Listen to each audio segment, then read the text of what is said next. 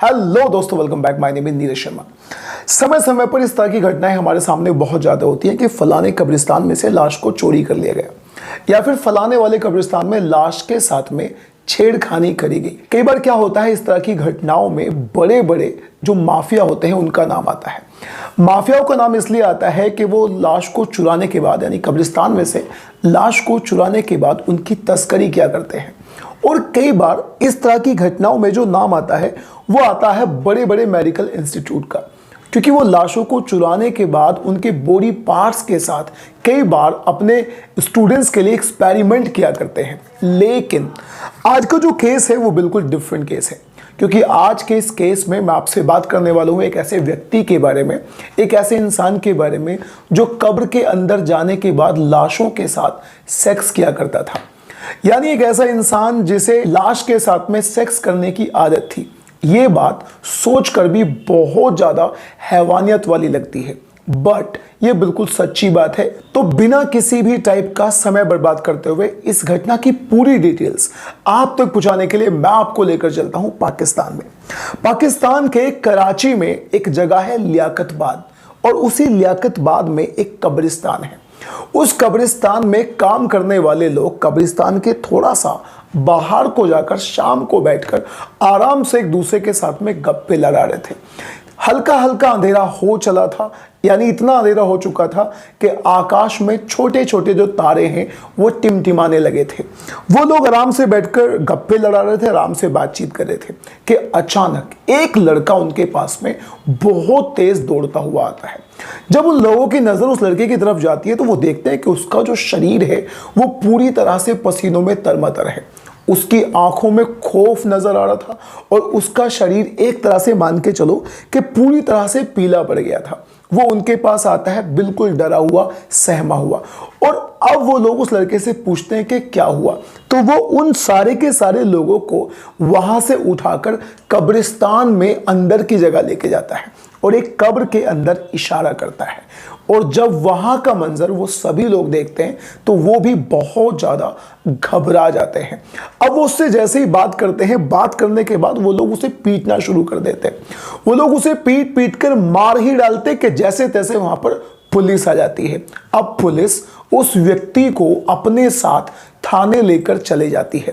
थाने में जाने के बाद जब उस व्यक्ति से पुलिस अपने अंदाज में बातचीत करती है तो वो कुछ ऐसा बताता है जिसे सुनने के बाद पूरी दुनिया की आंखें फटी की फटी रह गई थी। जब पाकिस्तान के लोगों को इस घटना के बारे में पता चला था तो पाकिस्तान के लोगों में बहुत ज़्यादा गुस्सा पैदा हो गया था। तो वो अपने बारे में बताता है। उसका नाम था मोहम्मद रियाज, पाकिस्तान के सरगोदा का रहने वाला एक लड़का जो सरगोदा से निकलकर कराची आता है काम की तलाश में। जब वो शुरुआत में कराची में आता है तो उसे कोई बड़ा काम नहीं मिलता। वो छोटी मोटी मजदूरी करता है, कभी मजदूरी पर जाया करता था और कभी मजदूरी पर नहीं जाया करता था। कई बार वो छोटे मोटे काम करके अपना पेट जैसे तैसे कराची में पाल लिया करता था। लेकिन एक दिन उसकी मुलाकात एक वजीरा नाम के व्यक्ति से होती है। असल में जो वजीरा नाम का ये व्यक्ति था, ये कब्रिस्तान में काम किया करता था। कब्रिस्तान में इसका काम था कब्रों को खोदने का और कब्रों में पानी डालने का और कब्रों की थोड़ी बहुत, मान के चलिए एक तरह से देखभाल करने का ये काम किया करता था। अब रियाज की मुलाकात वजीरा से होती है। इन दोनों में धीरे धीरे दोस्ती हो जाती है। अब रियाज वजीरा को अपनी सारी प्रॉब्लम बताता है कि वो कैसे कैसे सरगोदा से यहाँ पर आया था और कैसे कैसे उसे एक काम की तलाश है, लेकिन उसे अभी तक कोई ज़्यादा अच्छा काम नहीं मिला। रियाज बहुत ज़्यादा पढ़ा लिखा नहीं था, इसीलिए जैसे तैसे उसे काम को ढूंढने में बहुत ज़्यादा दिक्कत हो रही थी। अब वजीरा और रियाज एक दूसरे के साथ रहने लगते हैं। तो एक दिन वजीरा रियाज से बोलता है कि जब तक तुम्हें अच्छा काम ना मिले तो मेरे साथ कब्रों की देखभाली के लिए मेरे साथ ही लग जाओ। अब वो दोनों कब्रों की देखभाल में उसी कब्रिस्तान में आकर काम करना शुरू कर देते हैं। असल में उस कब्रिस्तान में और भी लोग काम किया करते थे, लेकिन इन दोनों में ज्यादा दोस्ती हो जाती है। अब जब ये दोनों एक दूसरे के साथ काम कर रहे थे तो एक दिन रियाज की नजर वजीरा पर पड़ती है। वजीरा एक कब्र के पास जाता है और पैरों की तरफ से उस कब्र की मिट्टी हटाता है उसके बाद में स्लैब हटाता है। होता क्या है कि कब्र के ऊपर एक स्लैब, यानी जब लाश को अंदर डालते हैं तो उसके ऊपर एक स्लैब डाल दी जाती है, ताकि जब कब्र के अंदर मिट्टी डालें तो वो मिट्टी सीधा सीधा लाश के ऊपर जाकर ना पड़े। तो एक दिन रियाज देखता है कि वजीरा कब्र के पास जाता है और पैरों की तरफ से मिट्टी हटाता है और वो फिर कब्र के अंदर दाखिल हो जाता है। यह सिलसिला एक बार का नहीं होता। रियाज वजीरा को कई बार इस तरह का काम करते हुए देख लेता है। आखिर में एक दिन शाम के समय में रियाज वजीरा से पूछता है कि तुम कब्र के अंदर क्यों जाते हो। अब इन दोनों की दोस्ती बहुत ज़्यादा हो चुकी थी। अब वजीरा रियाज से बहुत ज़्यादा खुल भी गया था, तो वो अपने मन की सारी बात रियाज को बता देता है और वो रियाज से बताता है कि वो अंदर जाता है और वो जाने के बाद लाश के साथ में दुष्कर्म करता है। अब इन दोनों ने यही काम शुरू कर दिया था। अब ये दोनों शाम को लाश के आने का इंतज़ार किया करते थे। इन लोगों ने अपना एक मन सेट किया हुआ था कि जो लाशें सुबह और दोपहर को कब्रिस्तान के अंदर आएंगी वो उन लाशों को छुएंगे भी नहीं, लेकिन जो लाश शाम को आएगी वो उस लाश को छोड़ेंगे भी नहीं, क्योंकि जो दिन में, सुबह में या फिर दोपहर को जो लाशें आती थी उन लाशों का शाम तक सड़ने का थोड़ा थोड़ा डर रहता था, लेकिन जो लाश शाम को ही आई है वो तो बिल्कुल ताज़ी है। अब जब पुलिस ने रियाज से पूछा कि तुम्हें इस बात का अंदाज़ा कैसे लगता था कि जो लाश है वो लड़की की है, मर्द की है या फिर औरत की है, लड़के की है, तो उसके जवाब में रियाज बताता है कि जब भी कभी औरत की लाश को दफनाया जाता है तो उसके ऊपर एक तरह का पर्दा डाल दिया जाता है, जो मर्दों की लाश के साथ में ऐसा नहीं होता।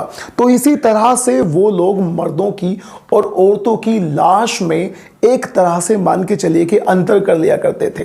तो वो केवल शाम होने का इंतजार किया करते थे और हर शाम को जैसे ही पाकिस्तान में उस जगह पर, उस एरिया में नमाज होती थी, तो नमाज के तुरंत बाद जैसे ही अंधेरा होता था तो उनका टारगेट सीधा सीधा वो डेड बॉडी बन जाया करती थी जो अब से 2-3 घंटे पहले इस कब्रिस्तान में आई थी। अब ये लोग बारी बारी से उस कब्र के पास जाया करते थे, पैरों की तरफ से मिट्टी को हटाकर कब्र के अंदर जाकर और उस लाश के साथ में दुष्कर्म करके बाहर आ जाया करते थे। सब कुछ इनकी लाइफ में ऐसा ही चल रहा था कि कुछ दिनों के बाद में वजीरा की मौत हो जाती है।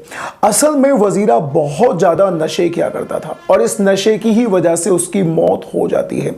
लेकिन अगर बात करें रियाज के बारे में तो उसकी मौत का रियाज पर कोई भी खास असर नहीं पड़ता।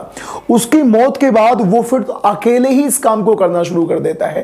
रोज शाम को इंतजार किया करता था कि कब अंधेरा होगा और कब सबसे ताजी वाली लाश के साथ वो अपना मुंह काला करेगा। लेकिन फिर दिन आता है 31 अक्टूबर 2011 का। रियाज रोज की तरह अपने एक टारगेट पर जा रहा था। जैसे वो कब्र के अंदर एंट्री करता है और उस औरत के कपड़ों को हटाने के बाद उसके साथ सेक्स करना शुरू कर देता है, लेकिन फिर सेक्स करते करते उसकी नज़र पड़ जाती है उस औरत के दांतों पर।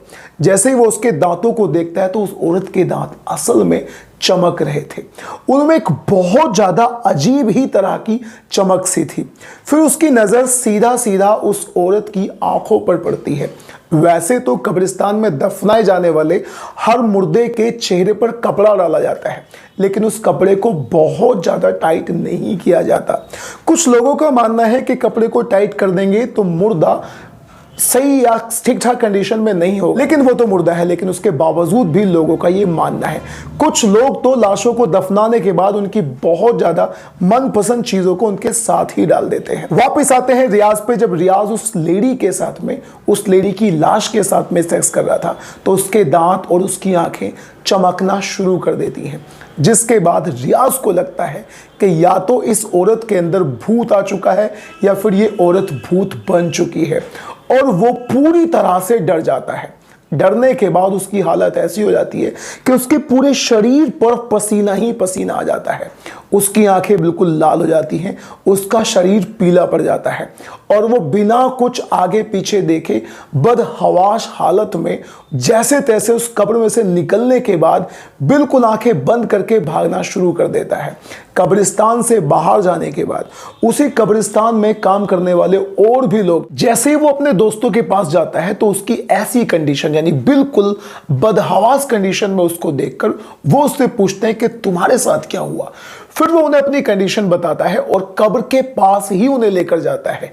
लेकिन जैसे ही वो उन्हें कब्र के पास लेकर जाता है तो वो कब्र की हालत को देखकर इसके सारे दोस्त समझ चुके थे कि इसने कब्र के साथ क्या किया होगा और इससे बहुत ज्यादा गुस्से से पूछते भी हैं। तो ये घबराकर अपने दोस्तों से बता देता है कि मैं लाश के साथ में ऐसा काम कर रहा था और उसके बाद ही इसके जो दोस्त थे वो उसको बहुत ज्यादा मारना शुरू कर देते हैं, क्योंकि वो सभी लोग यानी कब्रिस्तान में काम करने वाले सारे लोगों ने अब से पहले भी लोगों की बहुत सारी ऐसी शिकायतें सुनी हुई थी। क्योंकि कब्रिस्तान के अंदर जो लाश दफनाई गई है उनके रिश्तेदार कब्र की देखभाल करने के लिए आया जाया करते थे और जब भी कभी वो आते थे तो वो आकर शिकायत किया करते थे कि उनकी जो कब्र है, उनके रिश्तेदार की जो कब्र है उसके साथ छेड़खानी की गई है।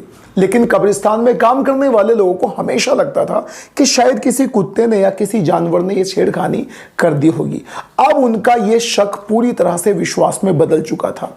अब जैसे ही वो रियाज की उस हरकत को देखते हैं तो वो रियाज को बहुत ज्यादा पीटना शुरू कर देते हैं। वो उसे पीट पीट कर मार डालना चाहते थे कि अचानक से वहां पर पुलिस आ जाती है और फिर रियाज को वो लोग पुलिस के हवाले कर देते हैं।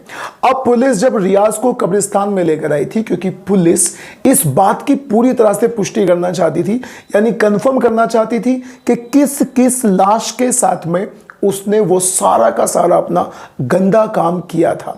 वो कुल मिलाकर बताता है कि 2 सालों में उसने पूरी 50 से भी ज्यादा लाशों के साथ दुष्कर्म किया है, उनके साथ हैवानियत की है and he raped more than 50 dead women's body in the last 2 years।